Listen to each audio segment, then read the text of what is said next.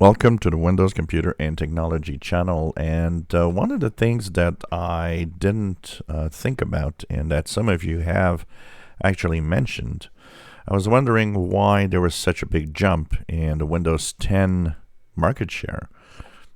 It went from 68% in December to 73% in January, and I totally forgot that two things happened in January that basically pushed probably a lot of people on Windows 10. And one of them is that Windows 7 for Enterprise was actually going to be retired. So in January, no more security updates for Enterprise for the long-term service where they were paying.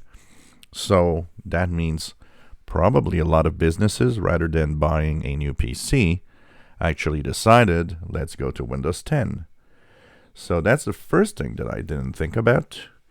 And the second thing that I didn't think about that has probably a minor impact, but is certainly an impact, and it's the fact that Windows 8.1 also was put into retirement. So add Windows 8.1, even though it had a small market share, there's some people definitely moving from there to Windows 10. And Windows 7, free upgrade, was still available, basically.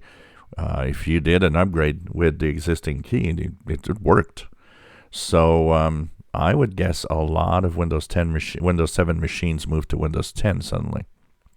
And of course, pretty much most Windows 7 machines are, the majority of them, if not all of them, are probably not compatible with Windows 11. So they can't jump to Windows 11 as they don't have the minimum requirements. So very interesting, and thanks for pointing that out, because I had completely forgot about that. And I was a little puzzled at that big jump.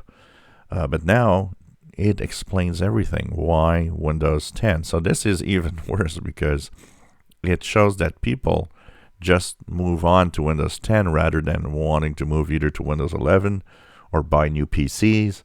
I'm sure some people bought new PCs, but I would guess probably Enterprise is the big jump here. A lot of the PCs in businesses were simply upgraded to Windows 10 by the tech support so that they can continue working without having to purchase a brand new laptop or a brand new PC for their the different things they do in their business. So that is the explanation pretty much. So thanks for pointing that out, guys. As it's easy to forget stuff sometimes, and I just forgot about Windows 7, Windows 8.1, which both together got into end of support for January, which also means it might be interesting to see numbers next month if that trend continues a little more, because maybe not everybody has yet upgraded, which once again puts a lot of pressure on Microsoft. You're now with a operating system that has 2.5 years left. That is more than 70% of PCs, something that never happened before.